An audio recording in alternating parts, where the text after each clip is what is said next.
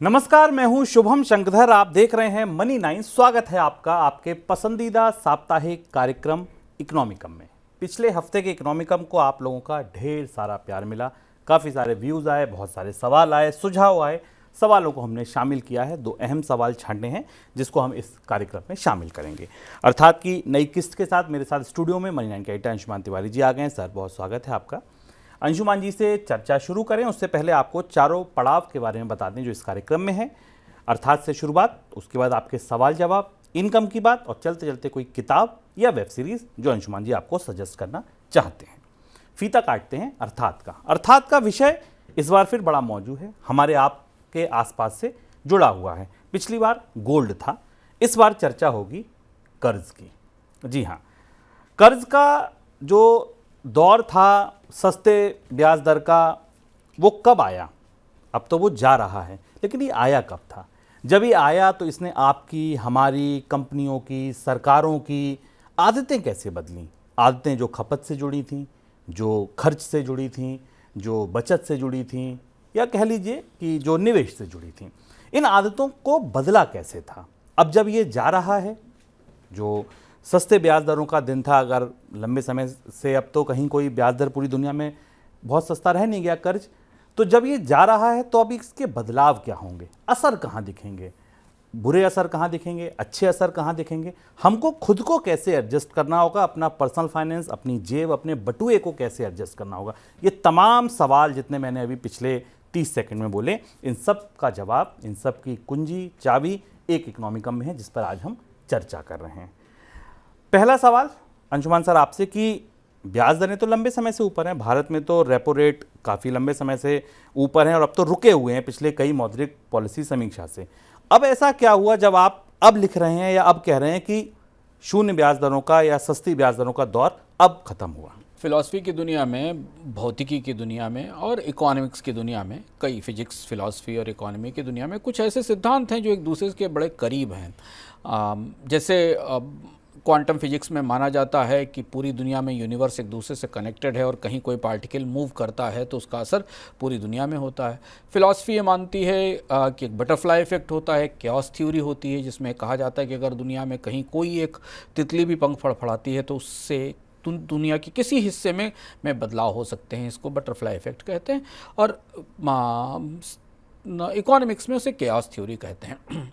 जब हम आपसे आज इस बात की बात कर रहे हैं और आप इसे अगर भारत के किसी कोने में बैठकर सुन रहे हैं तो शायद आपको ये पता भी नहीं होगा कि 2007-8 के बाद दुनिया में जो शून्य ब्याज दर या शून्य से नीचे की निगेटिव ब्याज दर आई थी उसने पूरी दुनिया कैसे बदल दी।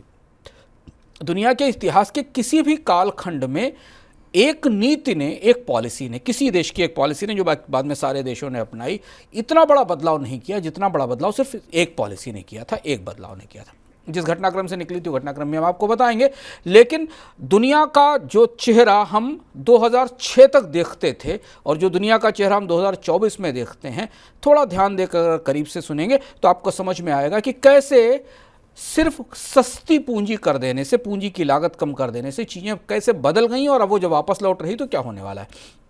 पर शिवम ने कहा कि हम अभी ऐसा क्यों कह रहे हैं कि शून्य ब्याज दर का दौर खत्म हुआ है। उसकी वजह भारत से तो आप तुलना कर सकते हैं क्योंकि भारत में तो ब्याज दर कभी शून्य होती ही नहीं। भारत में तो ब्याज दरें कम से कम नीचे रही हैं तो 5% रही हैं और अब 8, 9, 10, 11% एक दौर था जब 15-16% थी। पर अगर दुनिया में ब्याज दरें 0 थी तो भारत में भी 4-5 थी, भारत में भी उस स्तर पर कम थी। तो दुनिया के हर देश की ब्याज दरें, कर्ज की दरें उस देश की अपनी परिस्थिति के आधार पर तय होती हैं। लेकिन अब जो शिफ्ट आ रहा, अब जो बदलाव आ रहा है वो इसलिए महत्वपूर्ण है क्योंकि लोगों को ये लग रहा था कि 2021 के बाद, कोविड के बाद, युद्ध के बाद जो महंगाई आई है उसके बाद जो ब्याज दरें बढ़ी हैं वो तात्कालिक व्यवस्था है, तुरंत की व्यवस्था। 1-2 साल के अंदर चीज़ें बेहतर हो जाएंगी। इस पर बहुत दांव लगाए गए, बड़े बड़े दांव लगाए गए और एक कहा गया कि नहीं, अब इसके बाद जैसे ही चीज़ें नॉर्मल होंगी वैसे ही ब्याज दरें सस्ती हो जाएंगी।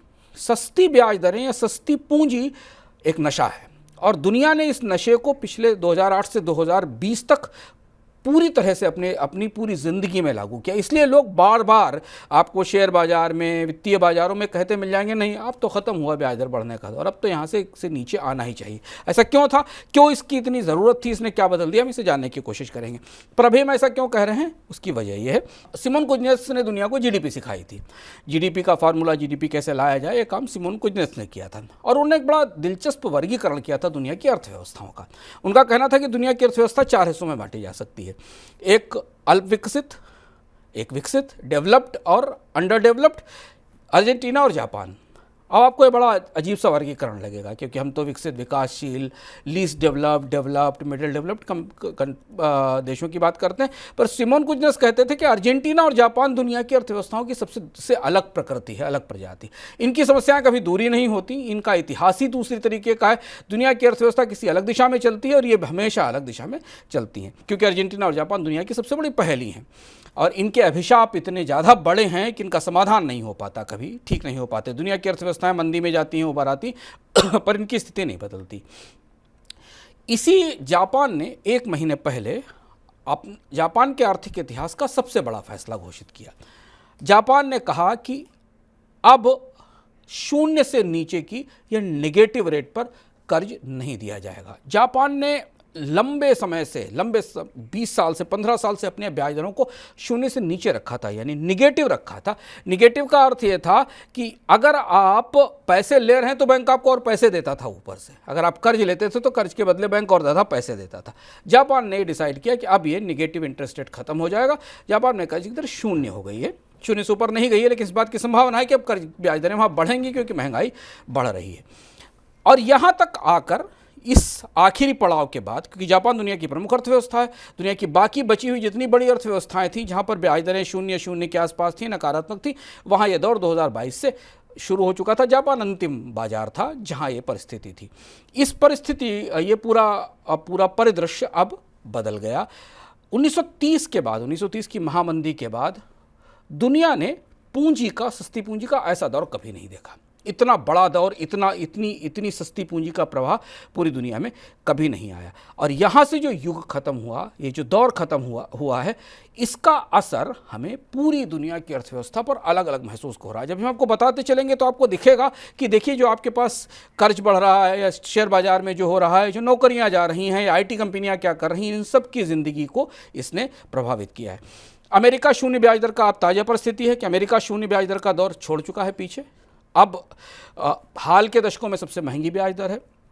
2008 के बाद जो सस्ती पूंजी का दौर था, वो 2021 में आकर ख़त्म हो गया।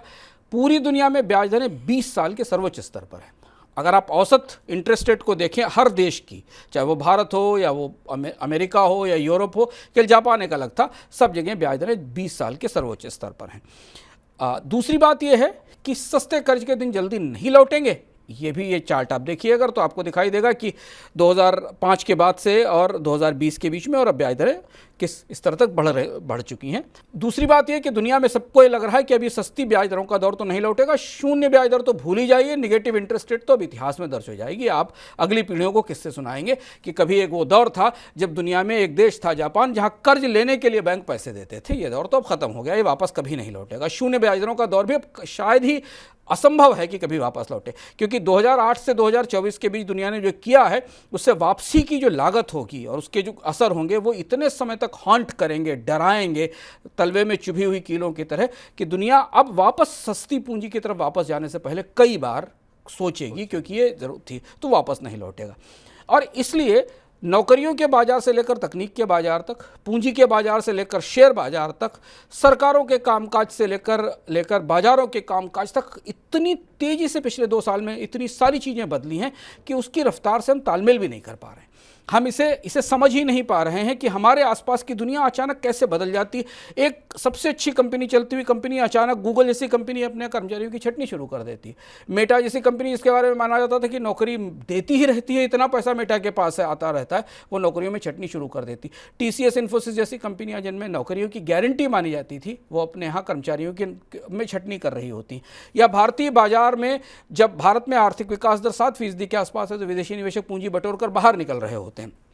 ये सारे घटनाक्रम एक ही सूत्र से, एक ही जगह से निकलते हैं और ये उस दौर की समाप्ति का, उसका अवसान की घोषणा है जो 2008 में शुरू हुआ था। तो 2008 से और पिछले 23 साल अगर देखें, 2008 में ये किन परिस्थितियों में शुरू हुआ था? ये याद दिलाना हमें इसलिए ज़रूरी है क्योंकि बहुत सारे लोगों को, हमारी स्मृति भी कमज़ोर होती है और हमें उस दौर के बारे में हो सकता है कुछ सुर्खियां याद हों, क्योंकि लंबा समय होगा 2008 से हम 2024 में बैठे हुए हैं। लेकिन फिर भी जो लोग अर्थव्यवस्था को करीब से समझते रहे उन्हें 2007-8 याद होगा। 2007-8 में आपको सब प्राइम मॉर्गेज का संकट याद आएगा, लीमन का संकट याद आएगा। थोड़ा अगर आप गंभीर रहे होंगे उस समय और अगर आपने उस समय दुनिया की आर्थिक गतिविधियों को करीब से पढ़ा होगा तो आपको पता होगा कि एक के बाद अमेरिका की वित्तीय संस्थाएं डूबी थीं। अब दुनिया की सबसे बड़ी बीमा कंपनी AIG डूबने वाली थी, जिसे फेडरल रिजर्व ने बचाया, पर वो लीमन बैंक को नहीं बचा पाया। मेरिल लिंच संकट में फंस गई। उसके बाद एक साथ कई सारे बैंक बंद हुए। उस दौर का घटनाक्रम है जो 2007-8 में काफ़ी चर्चा में रिपोर्ट में आया था। हम आपको याद दिलाते हैं कि एक दोपहर उस समय फेडरल रिजर्व के चेयरमैन थे बेन बर्नांके, कि जिनको बाद में नोबेल प्राइज़ भी मिला था। माना जाता है कि उन्होंने 2008 की लीमन क्राइसिस या बैंकिंग क्राइसिस के बाद दुनिया की अर्थव्यवस्था को मंदी से उबारने का जो अनोखा तरीका ईजाद किया था, वही वो सस्ती ब्याज दर थी जिसका असर हम आज जिसकी अब वापसी हो रही है। तो एक दोपहर फेड चेयरमैन बेन बर्नांके और अमेरिका के वित्त मंत्री हेनरी पॉलसन ने बात की। तब तक फेडरल रिजर्व कुछ बैंकों को बचा चुका था, कुछ बैंकों को डूबने दे चुका था। तब तक AIG को बचा लिया गया था और AIG की डील बेहद विवादित डील थी जिसमें AIG एक तरफ क्रेडिट डिफ़ॉल्ट स्वैप बेच रही थी और दूसरी तरफ क्रेडिट डिफ़ॉल्ट के ऑप्शंस खरीद रही थी। इस कंपनी को बचाया गया था क्योंकि सबसे बड़ी बीमा कंपनी थी। अगर ये बचती नहीं तो उस दौर की याद करिए सुर्खियाँ क्या थी कि अगर AIG डूब गई तो जहाज कंपनियाँ, बीमा कंपनियाँ सब बंद हो जाएंगी, क्योंकि उसने इतने इंश्योरेंस अंडरराइट कर रखे थे कि पूरी दुनिया की इंश्योरेंस की नब्ज और रीढ़ उसके पास थी। बेहद उठापटक का दौर था व्हाइट हाउस में, अमेरिका में, दुनिया के बाजारों में। 2007-8 का वक्त था। ऐसी स्थिति में बेन बर्नांके और अमेरिका के वित्त मंत्री हेनरी पॉलसन की मुलाकात हुई। यही दोनों लोग उस संकट से उबरने की पूरी व्यवस्था को लीड कर रहे थे। बेन बर्नांके ने कहा कि इससे ज़्यादा कुछ नहीं किया जा सकता, अब बैंक डूबेंगे, हम इन्हें बचा नहीं सकते। तो फिर क्या होगा? कुछ नया और कुछ बड़ा करना होगा। हुआ ये कि बर्नांके और पॉलसन बाद में अमेरिकी राष्ट्रपति जॉर्ज बुश से मिलने गए अगले दिन। तब तक अमेरिका की सरकार नीतिगत तौर पर बैंकों को उबारने के खिलाफ थी, क्योंकि जॉर्ज बुश ये मानते थे कि बैंकों ने ये फैसले गलत ढंग के निवेश से किए हैं। उन्होंने सब प्राइम मॉर्गेज के डेरिवेटिव्स पे पैसा लगाया है, इसका भुगतान उनको करना चाहिए। इसके लिए सरकार या बजट से या फेडरल बजट से उन्हें बचाने की कोई ज़रूरत नहीं है। लेकिन बर्नांके ने कहा कि अगर इन्हें नहीं बचाया गया तो 1930 से बुरी महामंदी आएगी, ऐसी मंदी आएगी जिसे बचाना मुश्किल होगा। बुश राजी हुए। उसके बाद फेडरल रिजर्व के नियमों की पूरी किताब बदल दी गई, जिसको हम प्ले बुक कहते हैं। फेडरल रिजर्व के नियम पूरे बदल दिए गए। यहीं से सस्ते कर्ज, हेलीकॉप्टर मनी, क्वांटिटेटिव ईजिंग का दौर शुरू हुआ और अगले 23 साल तक पूरी दुनिया में सस्ती पूंजी का ऐसा महानृत्य हुआ जैसा दुनिया ने कभी नहीं देखा था। ब्याज दरें शून्य पर, उससे नीचे। और 2008 के बाद बैंकों को, वित्तीय संस्थाओं को, IT कंपनियों को, स्टार्टअप कंपनियों को, जिसको देखो 0 पर, 1% पर ब्याज दर मिलना शुरू हुआ। छापे खाने लग गए करेंसी के।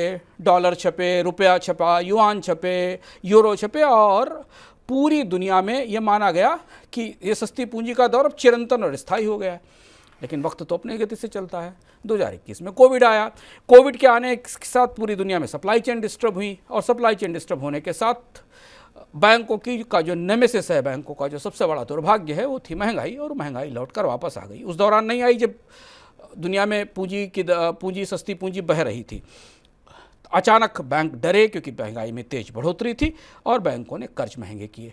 और इसके साथ ज़ीरो इंटरेस्ट रेट पॉलिसी, जिसे अंग्रेजी में ज़र्ब कहते हैं, उस ज़र्ब को श्रद्धांजलि दे दी गई, उसे ख़त्म कर दिया गया। ये वो दौर था। अब हम जहाँ खड़े हुए हैं वहाँ आखिरी शिखर भी ढह चुका है जीरो इंटरेस्ट रेट पॉलिसी का। अमेरिका में ब्याज दरें 5% के आसपास हैं, यूरोप में ब्याज दरें 5%, 5-6% के आसपास हैं, जापान में 0% पे है, भारत में ब्याज दरें 8-9% से ऊपर हैं। और अब पूरी दुनिया 20 साल की सबसे ऊंची ब्याज दरों से जूझकर अपने आप को, अपनी आदत बदलने की कोशिश कर रही है, अपनी आदतें ढालने की कोशिश कर रही है कि अब उसे कोई बैंक सस्ता कर्ज देने वाला नहीं है। ये 23 साल का इतिहास सर आपने समेटा कि 2008 से हम कैसे शुरू हुए, क्या घटनाक्रम था, और 23 साल में सस्ते कर्ज का महानृत्य चला जो सबने देखा। बट इस 23 साल के दौर में कंपनियों की या हमारी आम लोगों की, स्टार्टअप्स की जो खपत, निवेश, बचत की आदत थी, वो कैसे बदली? यही सबसे बड़ा परिवर्तन है। और जो अब तकलीफ हम महसूस कर रहे हैं, जैसे कि किसी पर्सन को लंबे समय तक किसी चीज़ की आदत डलवा दी जाए, बहुत सारे लोग पूंजी बाजार में से नशा भी कहते हैं, सस्ती पूंजी का नशा दे दिया जाए और 23 साल बाद उसे अचानक कहा जाए इसको छोड़कर तुम उठकर खड़े हो जाओ और दौड़ना शुरू कर दो। दुनिया की अर्थव्यवस्थाएं उसी हाल में है, क्योंकि सस्ता कर्ज लेना और उस पर 2% 3% के आर्बिट्राज भी को कमा लेना ये बहुत सामान्य सी व्यवस्था हो गई थी। दुनिया को लगता था कि ऐसा तो हमेशा चलता रहेगा, इतनी ही सस्ती ब्याज दर पर कर्ज मिलता रहेगा। हुआ ये कि पिछले 23 साल में इस सस्ते कर्ज ने या शून्य ब्याज दर वाले कर्ज ने कंपनियों के निवेश की आदत बदल दी, बैंकों के कामकाज के तौर तरीके बदल दिए और लोगों के खर्च की आदतें तब्दील कर दी। लोग कैसे खर्च करते थे, अब यह हिसाब लगना शुरू हुआ है पिछले 1 साल के भीतर, 1 साल भी नहीं कहूँगा, पिछले 4 महीने के भीतर, जब दिसंबर में दुनिया को एहसास हो गया कि भाई अब भूल जाओ कि ब्याज दरें 5% से नीचे जाएंगी, जीरो तो छोड़ दो, अब तो ये लंबी चलेगी, ये तो दंगल लंबा चलने वाला है, क्योंकि ब्याज दरें ऊंची ही रहेंगी, महंगाई भी ऊंची रहेगी, महंगाई भी जिद्दी है, खाद्य उत्पादन पूरी दुनिया में गिर रहा है, कच्चे तेल की कीमतें $80 से नीचे जाने को तैयार नहीं है। तो अब यह मामला है कि अब आपको 5-6% की ब्याज दर के आसपास जीने की आदत डालनी पड़ेगी। तब लोगों ने अपनी आदतों की तरफ देखना शुरू किया।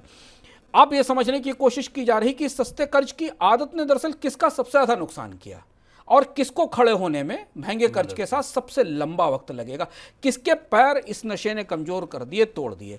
अब हिसाब लग रहे हैं, वित्तीय संस्थाओं को समझने की कोशिश की जा रही है, स्टार्टअप्स को समझा जा रहा है, टेक कंपनियों के बारे में सोचा जा रहा है और ये देखा जा रहा है कि पूंजी बाजार की आदत कैसे बिगड़ी है।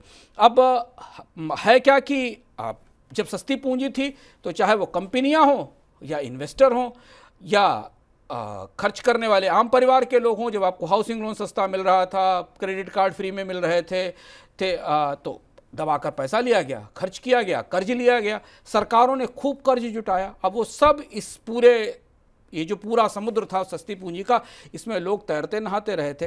वारेन बफे ने एक बड़ी दिलचस्प बात कही थी, जब ये हेलीकॉप्टर मनी और क्वांटिटेटिव ईजिंग का दौर चल रहा था, तब उन्होंने एक बड़ी इंटरेस्टिंग बात कही थी कि जब ज्वार उतरेगा, जब टाइड उतरेगा, तब पता चलेगा कि किसके शरीर पर कपड़े नहीं हैं। अभी तो सब पानी के नीचे तैर रहे हैं, इसलिए सब एक जैसे हैं। तो अब वो ज्वार उतर रहा है पूंजी का। जब ज्वार उतर रहा है तो चारों तरफ बड़ी लेदे मची है, बड़ी हाय तौबा मची है चारों तरफ कि अब क्या होने वाला है। अब आइए देखते हैं कि जब ये पानी उतरा है और बैंक कह रहे हैं कि कर्ज महंगा हुआ है, तो कौन सूख फंस गया है कम पानी में, किसे तैरने में मुश्किल होगी, किसकी सांस रुक रही है।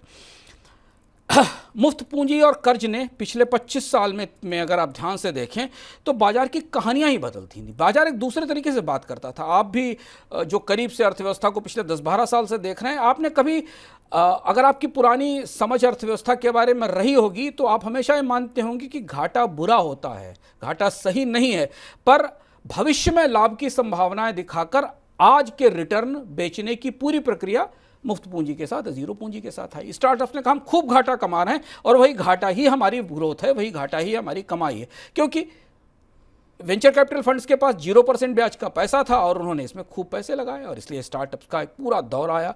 लोग अनोखे अनोखे बिजनेस मॉडल लेके आए जिनके नतीजे कोई नहीं दिखाई देते थे तात्कालिक तौर पर, फायदे कहीं नहीं दिखाई देते थे, पर भविष्य में रिटर्न की संभावनाएं बड़ी चमकदार थी।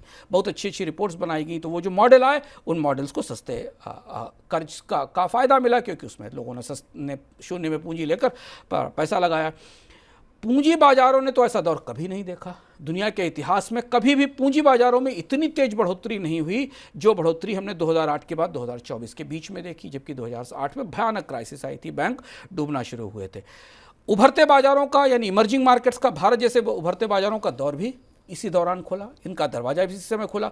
हालांकि भारतीय या उभरते बाजार कोई बहुत प्रतिस्पर्धी बाजार नहीं थे, इनकी कंपनियां कोई बहुत अच्छी नहीं थी, इनकी आर्थिक विकास की स्टोरीज बहुत बड़ी नहीं थी, पर इतनी पूंजी थी विदेशी निवेशकों के पास और इतनी सस्ती पूंजी थी कि उनके अपने बाजारों में उसे लगाने के विकल्प ही नहीं बचे थे।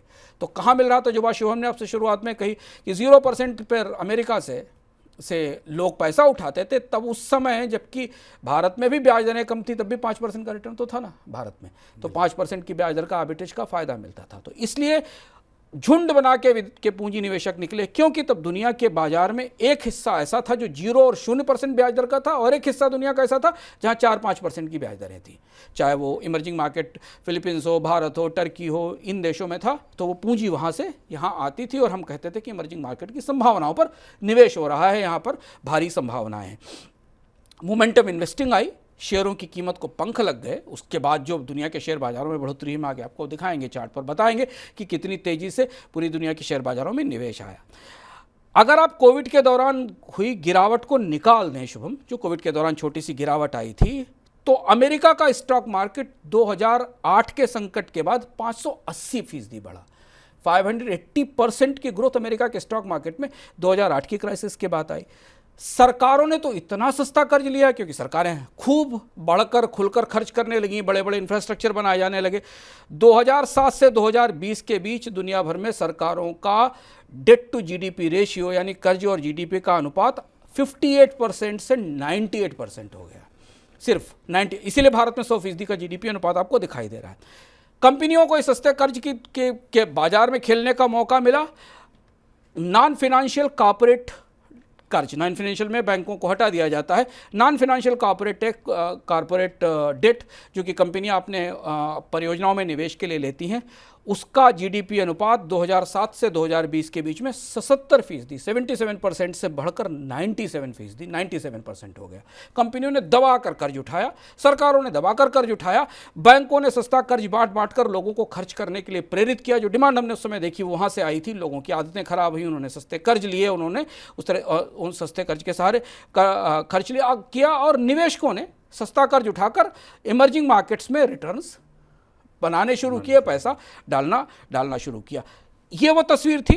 अब आप सोचिए कि कल्पना करिए एक ऐसे व्यक्ति की जो 25 से 30 साल से बहुत अच्छी, बहुत डिफरेंट तरीके की, बहुत बेहतर जिंदगी जीता चला आ रहा हो, अचानक वो दुनिया के सबसे अच्छे आलीशान भवन में रह रहा हो, और अचानक एक दिन आए और वो बाढ़ में पूरा घर ही बह जाए और वो सामने खड़ा हो जाए और उसे कहा जाए अब तुम दोबारा बनाना शुरू करो।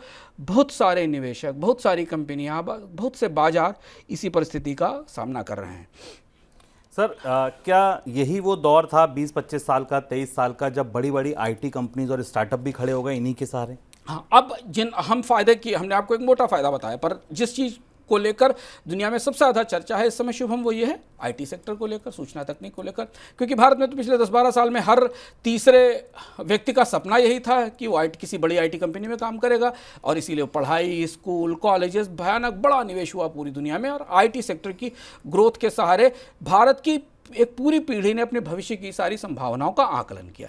तो हम आइए तकनीक की दुनिया की तरफ चलते हैं, जहां देखते हैं कि इस पूंजी ने क्या किया। सरकारों का हिस्सा हमने आपको बता दिया, बाजारों का हिस्सा हमने आपको बता दिया, पर सबसे ज़्यादा रोजगार पिछले 2010 से लेकर 2024 के बीच में जिस क्षेत्र से आया वो टेक्नोलॉजी का सेक्टर था। टेक्नोलॉजी और उससे जुड़ी हुई पेरिफेरी एक्टिविटी से, चाहे वो स्टार्टअप हो, चाहे माइक्रोसॉफ्ट जैसी कंपनियां हो, गूगल, मेटा जैसी कंपनियां, और हजारों लाखों टेक कंपनियां हो, सबसे ज़्यादा नौकरियां इन्होंने दी, सबसे ज़्यादा वैल्यू भी इन्होंने क्रिएट की। 2008 की तरफ वापस चलते हैं। 2008 को लेकर आपको और भी क्या याद आता है? 2008 में आपको लीमन संकट याद आता है? क्या आपको ये याद है कि एप्पल का पहला आईफोन कब बाजार में आया था, या गूगल ने एंड्रॉयड को पहली बार कब जारी किया था? आप कहेंगे कि ब्याज दर पर चर्चा हो रही, इसका गूगल और एप्पल से कि एंड्रॉयड से क्या काम है? लेकिन यही सस्ती पूंजी का सबसे बड़ा बदलाव हुआ है। ये चार्ट जरा ध्यान से देखिए। एप्पल ने पहला आईफोन 2007 में जारी किया, और गूगल का एंड्रॉयड 2008 में आया, मेटा 2009 में आई, टेस्ला 2010 के बाद उसने रफ्तार पकड़ी, और दुनिया में शून्य ब्याज दरों का दौर 2008 के बाद शुरू हुआ है, जो जिर्प का हिस्सा था। Google, Apple, Microsoft, Dell, Meta, इन कंपनियों ने सस्ती पूंजी के सहारे दुनिया को नए तरीके के कारोबार ही सिखा दिए। पूरी तरीके से वो बिजनेस जो 2008 से पहले होते ही नहीं थे, वो दुनिया में नए सिरे से उभर कर आए। मोबाइल की क्रांति के बाद Uber, Snap, Instagram, YouTube, app based business की लाइन लग गई पूरी दुनिया में। जब तक एंड्रॉयड नहीं था, एप्पल नहीं था, तब तक तो उबर ऐप, उबर का या ओला का या स्नैप का या जोमेटो या दुनिया भर की और तमाम ऐप बेस्ड सेवाओं का कोई दौर ही नहीं था। तो ये जो सस्ती पूंजी थी, इसका सबसे बड़ा फायदा गया टेक कंपनियों के पक्ष में। टेक कंपनियों को जो पैसा मिला उससे उन्होंने सस्ते उत्पाद बनाए, स्टार्टअप्स बने और एक पूरा का पूरा नया बिजनेस मॉडल, नया बिजनेस क्षेत्र शुरू हो गया। स्टार्टअप कंपनियों ने तकनीकी कंपनियों से तकनीक खरीदी क्योंकि उनको सस्ती पूंजी मिलनी शुरू हुई। सस्ती पूंजी से के कर्ज से विज्ञापन किए गए तो मेटा और गूगल जैसी कंपनियों को बिजनेस मिलना शुरू हुआ, क्योंकि सोशल मीडिया पर विज्ञापन का दौर इसी दौर से शुरू होता है 2009, 8, 9, 10 के बाद। अगर आप इन कंपनियों के नतीजे देखें, जो चार्ट हम आपको अभी आप दिखा रहे हैं सारी कंपनियों के, एप्पल के, गूगल के, तो आपको ये समझ में आएगा। जैसे एप्पल का रेवेन्यू देखिए 2008 में कहाँ था, 2023 में कहाँ पहुँच गया। अगला चार्ट देखिए, गूगल का रेवेन्यू 2007-8 में कहाँ था, 2023 में कहाँ पहुँच गया। इसके बाद अगला चार्ट देखिए, टेस्ला 2010 से शुरू होती 2013 में कहाँ था, 2023 में कहाँ पहुँच गया। मेटा का रेवेन्यू देखिए 2009 से शुरू होती है और 2023 में कहाँ खड़ी हुई है। इनके का पूरा सफ़र अगर आप मैप करने की कोशिश करें तो आपको दिखाई देगा कि इन सारी कंपनियों की ग्रोथ इस ज़िर्ब की छाया में, जो ज़ीरो इंटरेस्ट रेट पॉलिसी थी उसकी छाया में होती, क्योंकि इनके आसपास इतने बड़े बिजनेसेस डेवलप हुए जिन्हें इनकी ज़रूरत थी। या तो इनके प्लेटफॉर्म्स के जरिए प्रचार कर रहा था या इनकी तकनीकें लेनी थी, और इसलिए अब आपको समझ में आया कि स्टार्टअप क्यों बंद हो रहे हैं। अब आपको समझ में आया कि इन्फोसिस, मेटा, गूगल छंटनी क्यों कर रहे हैं, क्योंकि उनके कारोबार की असली ताकत छीज रही है। उनके कारोबार की असली ताकत थी सस्ती पूंजी जो मुफ्त में मिल रही थी, बैंक छाप कर उनको दे रहे थे। अब जोमेटो को 5 रुपए की प्लेटफॉर्म फीस लगानी पड़ रही है क्योंकि उसे मुनाफा दिखाना है, तब निवेशक उसे पैसा देंगे। बायजूस जैसी कंपनियां जो सस्ती पूंजी के सहारे खड़ी हुई थी, आज उन्हें कर्ज लेना मुश्किल पड़ रहा है अपने कर्मचारियों को तनख्वाह बांटने के लिए। अब रिटर्न दिखाना ज़रूरी है, तब बैंक उनको पैसा देंगे। इसीलिए असंख्य आईटी सेवाएं जो 2009 से लेकर शुभम 2022 तक, 21 तक, जब कोविड आया था, मुफ्त थी। कौन सी आईटी सेवा थी जिसका पैसा लगता था? Mail free, GPRS free, Zoom जैसी सेवाएं फ्री, सब कुछ फ्री था आईटी सेक्टर में, क्योंकि हम और आप उत्पाद थे, हम और आप बेचे जाते थे। अब सब पर पैसा लगने लगा। एक्स्ट्रा स्पेस खरीदने के लिए गूगल आपसे पैसा मांगता है, एक्स यानी पुराना ट्विटर आपको ब्लू टिक देने के लिए पैसा मांगता है, आपसे फेसबुक और इंस्टाग्राम पैसा लेते हैं। और अब ये सारी सेवाएं जो मुफ्त के साथ शुरू हुई थी, उनके सबके रेवेन्यू मॉडल पीछे आ गए, सबसे पैसा लगने लगा है। अब क्विक कॉमर्स भी आपसे पैसा लेता है, ऐप आपका जो रेस्टोरेंट ऐप है वो भी आपसे पैसा लेता है। अगला क्या है, ध्यान रखिए, अगले ही साल भर के भीतर सरकारें भी जितनी बेस्ट सेवाएं दे रही हैं उसके लिए भी आपसे फीस लेने लगेंगी। ये लंबे समय तक मुफ्त में मिलने वाली आधार डाउनलोड और डीजी यात्रा जैसी सेवाएं भी बहुत लंबे समय तक मुफ्त नहीं रहेंगी, क्योंकि इन पर भी, इन्हें भी, सरकारों को भी तो सस्ते कर्ज का फायदा हो, तो हम आगे आपको बताएंगे। तो इन सारी सेवाओं पर भी, जैसे आपको सड़क पर चलने के लिए टोल देना पड़ रहा है, कल मोबाइल एप्लीकेशन के जरिए सरकार की किसी सेवा लेने के लिए भी आपको थोड़ी बहुत फीस ज़रूर देनी पड़ेगी। तो हम उस दौर से निकल कर बाहर आ गए जहां ये सारी मुफ्त की पूंजी से बनी हुई, सस्ती पूंजी से बनी हुई सेवाएं थी, अब सबकी कॉस्ट लगना शुरू हो गई। सस्ता कर्ज तो 2008 के बाद से था, ऐसा तो है नहीं 19-20 से आया कि कोविड के बाद महंगाई आ गई और कर्ज सस्ता था, और कर्ज को बढ़ा दो, महंगाई काबू करो। तो फिर इतने लंबे समय 20 साल तक हम दोनों सुर्खियां साथ कैसे सुनते रहे कि 0% पर कर्ज भी मिल रहा है और महंगाई भी निचले स्तर पर है? ऐसा कैसे हुआ? ये दुनिया का सबसे दिलचस्प फिनोमेना था, और यही वो फिनोमेना है जो संतुलन 2019-20 तक आते आते टूट गया, या आप कहें कि उसकी एक्सपायरी डेट आ गई। वो जो पूरी प्रक्रिया 2008 से 2019-20 तक चली थी, उसका एक समय आ गया और वो लड़खड़ा कर टूट गई। हुआ ये कि जब सस्ती पूंजी आई तो उसने शुरुआत में महंगाई कम करने में मदद की। भाई दिलचस्प कहानी है। सस्ती पूंजी जब आई, उस समय तक दुनिया में उत्पादन क्षमताएं कम थी और डिमांड ज़्यादा थी। दुनिया की कोई उम्मीद ही नहीं थी कि उसके पास मोबाइल होगा। दुनिया को उम्मीद ही नहीं थी कि उसके पास मोबाइल एप्लीकेशन से वो दवा मंगा लेगा, खाना मंगा लेगा। लोगों को उम्मीद ही नहीं थी कि हाई स्पीड इंटरनेट, ब्रॉडबैंड होगा जिससे लोग अपना काम करना शुरू करेंगे। तो नई तरीके की सेवाओं का बाजार आया, उस बाजार में नए तरीके के उत्पाद आए और उन्होंने बाजार में मांग और लागत को कम करने में मदद की। आईटी आया तो उसने शुरुआत में कामकाज की लागत कम की। जैसे ही कामकाज की लागत कम हुई, कंपनियों ने अपने उत्पादन को बढ़ाकर बाजार में आपूर्ति बढ़ाई और उस आपूर्ति में बढ़ोतरी के साथ लोगों की खपत बढ़ी, और खपत और मांग के संतुलन को सस्ती पूंजी ने सपोर्ट किया। यह प्रक्रिया लंबे 2008 के बाद शुरू हुई, 2009 के बाद शुरू हुई, 2019 तक चली। लेकिन एक समय के बाद सैचुरेशन आता है, क्षमताएं सीमा से अधिक हो गई। एक साथ हजारों स्टार्टअप बन गए, एक दौर आप याद करिए भारत में जब ई कॉमर्स के स्टार्टअप्स की लाइन लगी हुई थी, अभी भी है या दुनिया के कई हिस्सों में तकनीकी स्टार्टअप्स की लाइन लगी हुई थी। तो जब सेचुरेशन आ गया, डिमांड सीमित हो गई और उसके बाद अचानक कोविड का सप्लाई चेन डिसरप्शन आया तो महंगाई ने आना शुरू किया। अब महंगाई जब वापस लौट रही है तो केवल इसलिए नहीं रहा, सप्लाई चेन तो दुरुस्त हो गई, आपूर्तियां तो ठीक हो गई, लेकिन महंगाई इसलिए वापस लौट रही है क्योंकि मांग टूट गई कोविड के दौरान और अब कंपनियों को अपने उत्पादों की कीमत बढ़ानी पड़ रही। चाहे भारत में आप कारों की कीमत देख लीजिए, तत्काल तमाम तकनीकी सेवाओं की कीमत देख लीजिए जो बढ़ना शुरू हुई थी। तो वो जो दौर था कम खपत ज़्यादा मांग, उसे सस्ती पूंजी ने आकर उस गैप को भरा, उत्पादन क्षमताएं बढ़ाई, बाजार तैयार किया, लेकिन उसके बाद जब बाजार पर हिट आया, जब कोविड का असर आया तो बाजार वापस उस मांग के साथ नहीं लौटा और अब यह महंगाई जिद्दी दिखाई देने लगी। इसलिए ब्याज दरों में जो 2022 से बढ़ोतरी की शुरुआत हुई वो अभी तक चल रही और कितने कम समय में, देखिए चार्ट आपके सामने, कितने कम समय में अमेरिका में ब्याज दरें 0 से 5% पर आ गई। ये जो ट्रेजेक्टरी थी बढ़ने की, जो ग्रोथ थी, जो रफ्तार थी, वो बेहद तेज थी। अब ईरान और इजराइल का युद्ध, रूस और यूक्रेन का युद्ध, इजराइल और हमास के युद्ध के बाद पूरी दुनिया में किसी को उम्मीद नहीं है कि ब्याज दरें जल्दी 2-4 साल में नीचे आएंगी और 0 पर तो शायद ही कभी आएंगी। अमेरिका के शेयर बाजार पिछले 2 साल में अपनी ऊंचाई से 25% तक नीचे करेक्ट हो चुके हैं जब हमने सस्ते ब्याज दरों की वापसी देखी थी या ज़िर्ब की वापसी देखी थी। बॉन्ड की कीमतें सबसे निचले स्तर पर हैं क्योंकि बॉन्ड पर ब्याज दरें बढ़ी हुई हैं, पुराने कम ब्याज वाले बॉन्ड कौन खरीदेगा। सरकार अब महंगे बॉन्ड ला रही है क्योंकि उसे ज़्यादा कर्ज चाहिए और ज़्यादा ब्याज दर पर कर्ज लेना है। जो रिस्क फ्री रिटर्न का की पूरी गणित थी, इसे समझना हमारे लिए ज़रूरी है शुभम, वो पूरा रिस्क फ्री रिटर्न का गणित ही बदल गया 2022 के बाद से। अब एक चार्ट आपको दिखाते हैं, इस चार्ट से आपको समझ में आएगा कि 2020 में अमेरिका के 10 साल के ट्रेजरी नोट पर यील्ड थी या ब्याज था 0.5 से 0.7%। इसे ध्यान से देखिएगा, अब ये 5% हो गया है।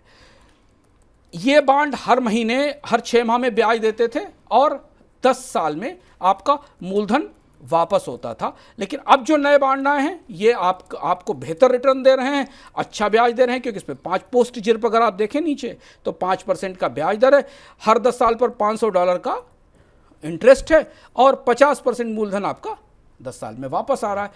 इसने रिस्क फ्री रिटर्न की पूरी तस्वीर ही बदल दी। लोग अब शेयर बाजार के जोखिम भरे रिटर्न में पैसा क्यों लगाएंगे जब उन्हें इन बॉन्ड्स पर बेहतर रिटर्न मिलना शुरू हो गया है। तो हमेशा शेयर बाजार इस बात से डरता था और इसी बात का डर था उसे कि बॉन्ड्स इतने अट्रैक्टिव ना हो जाएं, फिक्स्ड इनकम सेविंग्स के या फिक्स्ड इनकम के इक्विपमेंट के जो इंस्ट्रूमेंट्स हैं उन पर ब्याज दरें इतनी आकर्षक ना हो जाएं कि बाजार उन्हें हराने लगे। अगर आप मनी सेंट्रल नियमित रूप से सुनते हैं तो हमने आपको एक एपिसोड में बताया था कि भारतीय शेयर बाजार और अमेरिका के 10 साल के बॉन्ड यील्ड बराबर हो गई है। यानी अमेरिका के 10 साल के बॉन्ड में पैसा लगाने पर आपको जितना रिटर्न मिलेगा उतना ही रिटर्न आपको भारतीय शेयर बाजार में निवेश पर भी मिलेगा, जहां जोखिम उससे 1000 गुना ज़्यादा है, डूबने का खतरा जहां ज़्यादा है। सर एक चीज़ और समझना चाहेंगे कि ठीक है ब्याज दरें सस्ती हुई तो एक फ़ायदा तो ये हुआ कि उत्पादन बढ़ा और ये जो गैप था, क्रिटिकल गैप था, वो भर गया। लेकिन अर्थव्यवस्था के और अगर हिस्से देखें तो कहाँ किसको फ़ायदा हुआ और किसको नुकसान हुआ, ये भी हिसाब बेहद ज़रूरी है और जानना ज़रूरी भी है। विश्व बैंक ने, वर्ल्ड बैंक ने एक बड़ा नायाब अध्ययन किया था कुछ साल पहले क्रेडिट बूम या सस्ते कर्ज के असर को समझने के लिए। और वर्ल्ड बैंक भी जानना चाहता था कि सस्ते कर्ज का असली फायदा अर्थव्यवस्था में किसको मिला और कहाँ मिला। यह सवाल हम लोग भी पूछ रहे हैं एक दूसरे से, शुभम ने आपसे पूछा और हमने भी सवाल को पूछने की कोशिश की। विश्व बैंक ने इसका अध्ययन किया। विश्व बैंक ने 116 देशों में 1940 के बाद के वर्षों में कर्ज ब्याज दरों में कमी और बढ़ोतरी या कमी और बेशी का अध्ययन किया और ये समझने की कोशिश की कि अगर क्रेडिट बूम खत्म होता है तो क्या अर्थव्यवस्थाएं मंदी में चली जाएंगी, और क्रेडिट बूम अगर रोक दिया जाता है तो अर्थव्यवस्थाएं सर्वाइव कितनी और कौन सी अर्थव्यवस्थाएं सस्टेन कर पाएंगी और सर्वाइव कर पाएंगी। ये बेहद महत्वपूर्ण अध्ययन है आप और हमारे लिए जानने के लिए, जिनको निवेश करना है, जिनको नौकरियां चाहिए, जिन्हें भविष्य के हिसाब से योजना करनी, उनके लिए अध्ययन की जानकारी बेहद महत्वपूर्ण है। वर्ल्ड बैंक ने इसे 2 हिस्सों में बांटा। इस चार्ट को हम रोक कर देखते हैं।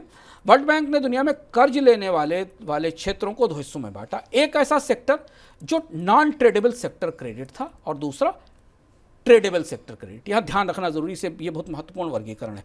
नॉन ट्रेडेबल सेक्टर ऐसा जहां परिवारों को खपत वगैरह के लिए कर्ज दिया गया, जहां ये पैसा दिया गया आपको जीरो इंटरेस्ट रेट के ऊपर, क्रेडिट कार्ड पर, पर्सनल लोन के ऊपर। जबकि ट्रेडेबल सेक्टर है ये जहां उद्योगों को निवेश के लिए कर्ज दिया गया।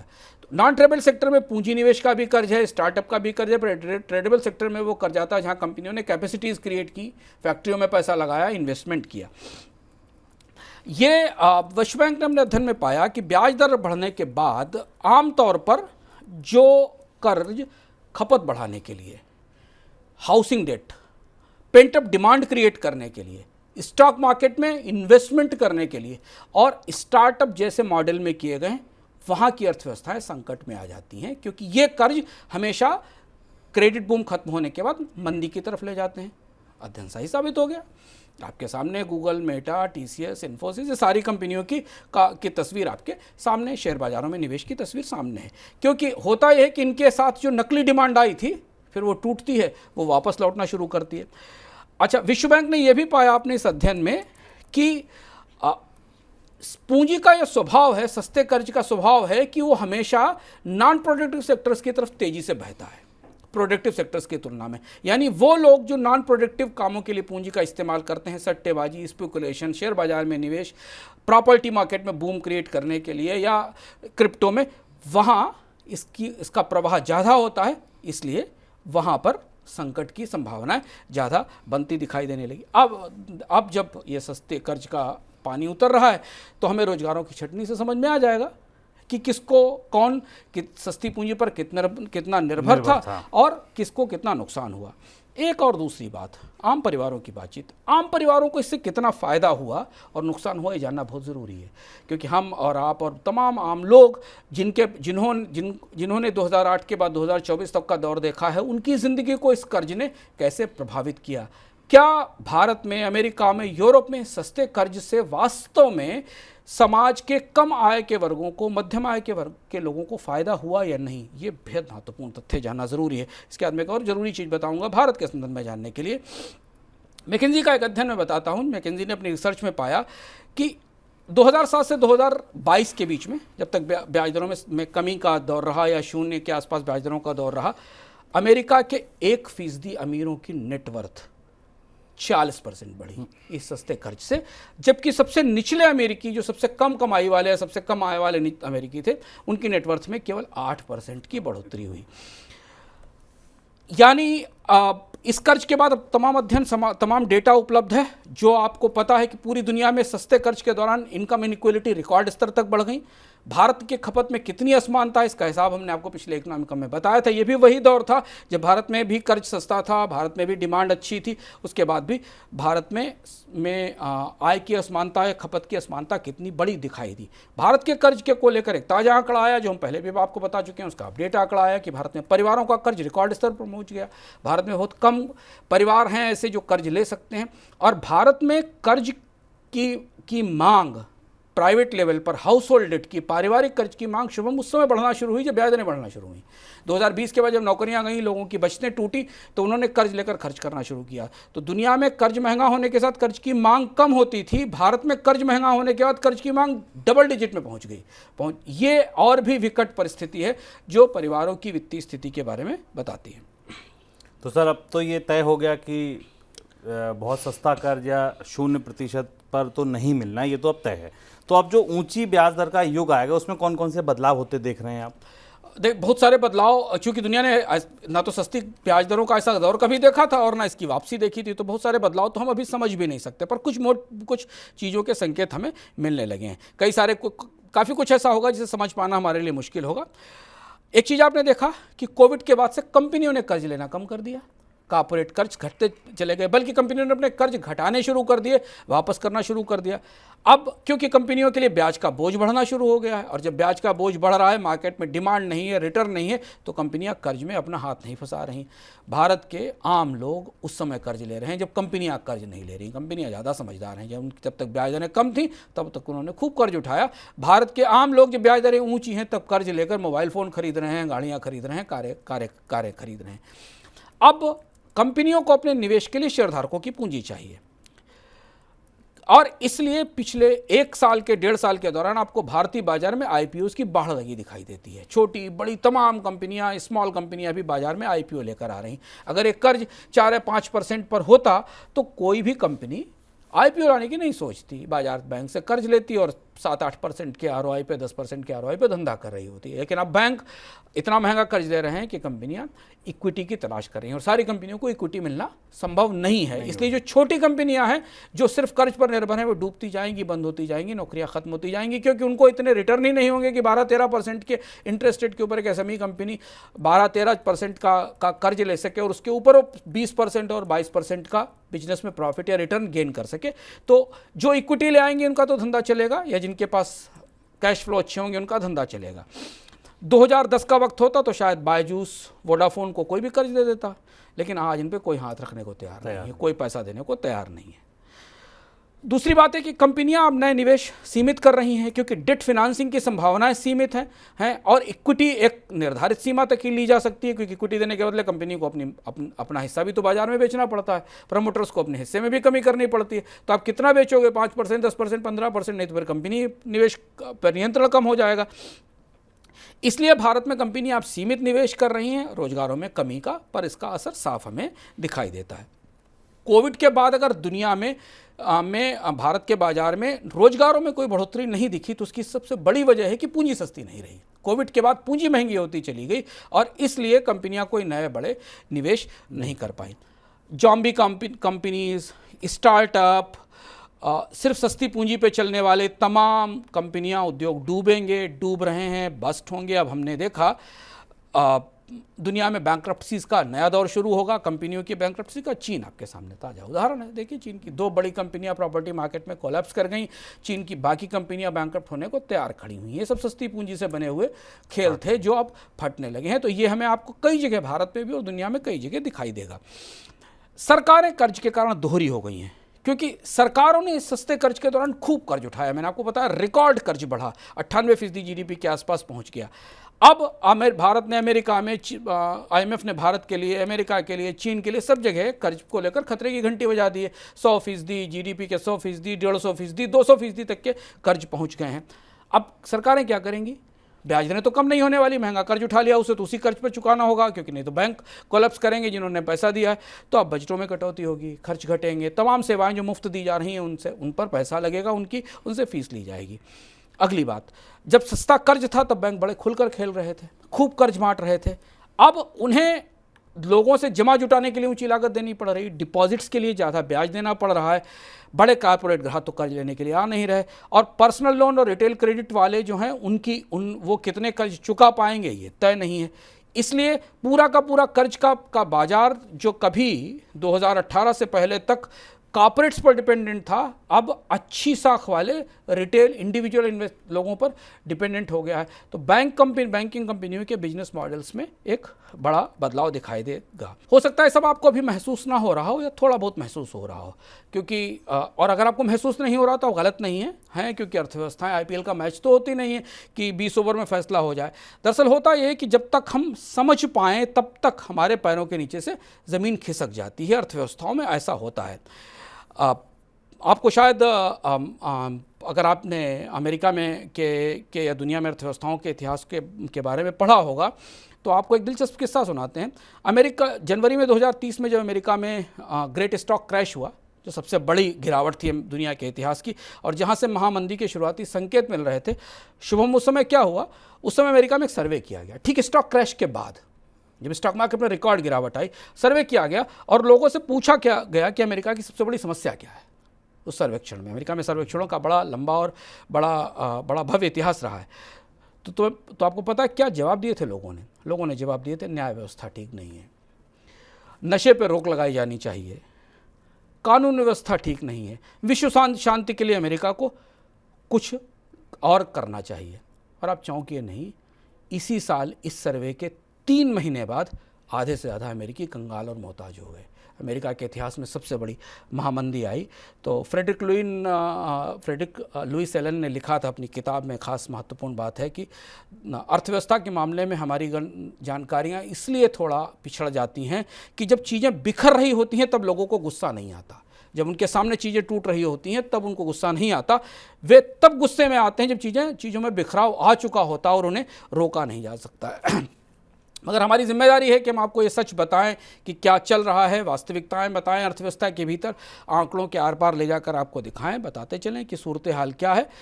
आप बताइए कि 2008 से 2024 के बीच में आपकी ज़िंदगी पर क्या असर पड़ा? ब्याज दरें बढ़ने के बाद आप क्या महसूस कर रहे हैं? आप अपनी कंपनी, अपने कारोबार में आप अपने अनुभव, अपने संस्मरण के साथ अपने जवाब, अपनी प्रतिक्रिया दीजिए और अपने सवाल पूछिए। हम कुछ नई चीज़ और लेकर आपके सामने आएंगे।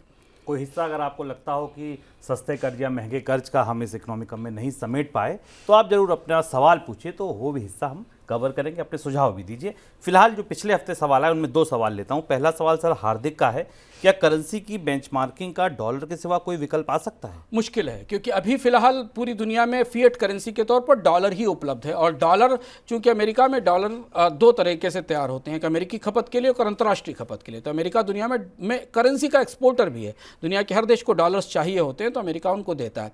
गोल्ड स्टैंडर्ड जब खत्म हुआ था निक्सन के ज़माने के बाद, उसके बाद से दुनिया में करेंसी का या पूंजी का जो प्रवाह है वो कई गुना ज़्यादा बढ़ गया। हमने आपको भी बताया। तो जब तक आप बेंचमार्किंग के लिए गोल्ड का इस्तेमाल करते थे तब तक उतना गोल्ड उपलब्ध था। आज जितनी करेंसी पूरी दुनिया में फ्लो हो रही है उसकी तुलना में गोल्ड का रिजर्व तो बहुत ही छोटा है पूरी में। तो बेंचमार्किंग के लिए डॉलर के अलावा फिलहाल तात्कालिक तौर पर कोई नया विकल्प दिख नहीं रहा, और यही अमेरिका की सबसे बड़ी ताकत है, अमेरिका के पक्ष में सबसे बड़ी बढ़त है। आर्यन का सवाल है कि शुद्ध सोना कैसे खरीदा जाए? दिलचस्प सवाल है। शुद्ध सोना, आपको सोचना पड़ेगा कि आप सोना किसके लिए खरीद रहे हैं, गोल्ड किसके लिए खरीद रहे हैं। यदि आप निवेश के लिए शुद्ध सोना खरीद रहे हैं तो आपको शुद्ध सोना ही मिलेगा। आप डिजिटल गोल्ड खरीदिए, आप गोल्ड बॉन्ड खरीदिए, गोल्ड ETF लगाइए, क्योंकि निवेश संबंधी गोल्ड के इंस्ट्रूमेंट्स में हमेशा 100% प्योर गोल्ड ही उसी की वैल्यूएशन होती है और उसी पर निवेश किया जाता है। लेकिन यदि आप अपनी खपत के लिए, ज्वेलरी के लिए, घर में रखने के लिए खरीद रहे हैं तो फिर शुद्ध सोना आपको नहीं मिलेगा। तब फिर उसके कैरेट्स कम होंगे, 18 और 22 के कैरेट के होंगे। वहाँ फिर आपको शुद्धता के लिए जो प्रमाण पत्र हैं, जो तमाम लेबोरेटरीज़ के प्रमाणन हैं, जो स्थापित दुकानें हैं, उनकी शरण में जाना होगा और उन पर भरोसा करना होगा। देखिए भी हाल फिलहाल में गोल्ड लोन कंपनियों में यही पाया गया है कि उन्हें शुद्ध सोने के नाम पर नकली और ख़राब सोना रखकर उसके बदले लोन ले लिए गए। सर आगे बढ़ते हैं। अगला तीसरा पड़ाव इनकम की बात, यहाँ क्या है खास? तो शेयर बाजारों के साथ म्यूचुअल फंड बाजार में भी खासी उठापटक मची है। नए आंकड़े आए हैं, नई सूचनाएं आई हैं। लार्ज कैप से स्मॉल कैप से लोग लार्ज कैप में जा रहे हैं। कई नए फंड्स हैं जिनमें लोगों का निवेश बढ़ा है। आपका निवेश सही है क्या म्यूचुअल फंड में? आपने सही निवेश चुना है? इस बुधवार का हेलो मनी 9 ज़रूर देखिए, जहां विशेषज्ञ ने विस्तार के साथ आपको बताया है कि म्यूचुअल फंड के बाजार में जो ताजे बदलाव हुए हैं पिछले 2 महीने के दौरान, वो आपके निवेश पर कैसा असर करने वाले हैं। प्रियंका संभव ने इस हेलो मनी 9 को होस्ट किया है। और इसके अलावा भी अगर आपको और भी सवाल पूछने हैं म्यूचुअल फंड को लेकर, तो आप इस प्रोग्राम में अपने सवाल भेज सकते हैं या मनी 9 के सुपर ऐप पर जाकर म्यूचुअल फंड के विशेषज्ञ को चुनकर अपना सवाल पूछ सकते हैं। पर म्यूचुअल फंड निवेश में बेहद सतर्क रहिए आप, क्योंकि अब जो जिस तरीके के घटनाक्रम आए हैं उसमें आपको बेहद जानकारी और समझदारी के साथ अपने पोर्टफोलियो को बार बार देखने और समझने की ज़रूरत है। मनी 9 की टीम आपको आपका पोर्टफोलियो सुधारने में, ठीक करने में, उसे समझने में बराबर मदद करेगी और हमेशा उपलब्ध है। तो इस बार इनकम की बात में आप म्यूचुअल फंड का शो ज़रूर देखिए। आगे बढ़ते हैं सर, कोई किताब या वेब सीरीज़ जो आप बताना चाहें? एक, चूंकि हमने 2008 के संकट की बात की थी, लीमन क्राइसिस की बात की थी, एक पुरानी डॉक्यूमेंट्री है, हालांकि 2010 में आई थी, पर अगर आपने नहीं देखी है, और इस समय चूंकि ब्याज दरों में कमी का दौर है, अमेरिका में बैंकों के संकट का एक दूसरा दौर आया है, तो आप इस डॉक्यूमेंट्री को ज़रूर देखिए। नेटफ्लिक्स पर उपलब्ध है, इनसाइड जॉब। यह आपको बताएगी कि अमेरिका के इतिहास का या दुनिया के इतिहास का सबसे बड़ा बैंकिंग संकट आया कैसे, कैसे इतने बड़े बड़े बैंक डूब गए, कैसे इन बैंकों ने इस तरीके के काम किए जो एक सामान्य समझ का व्यक्ति भी नहीं कर सकता, और इस पूरे काम को कराने में अमेरिका के अर्थशास्त्री, अमेरिका के बैंकर, हमारी अमेरिका के नेता किस हद तक शामिल थे। बेहद सनसनीखेज डॉक्यूमेंट्री है। जिन्होंने नहीं देखी है 2010 की डॉक्यूमेंट्री है, नहीं देखी उन्हें देखना चाहिए, और जो देख चुके हैं उन्हें फिर एक बार देखना चाहिए, ताकि आप समझ सकें कि जिस दौर से हम बाहर निकल रहे हैं वो दौर दरअसल आया कहाँ से था, हुआ क्या था दुनिया की बैंकिंग उद्योग में, और कैसी नसीहतें उसके बाद ली गई। तो ये था हमारा आज का सुपर पैक इकोनॉमिकम। अगले हफ्ते फिर मुलाकात होगी किसी नए मुद्दे के साथ, नई चर्चा के साथ। तब तक के लिए दीजिए इजाज़त। आप नमस्कार।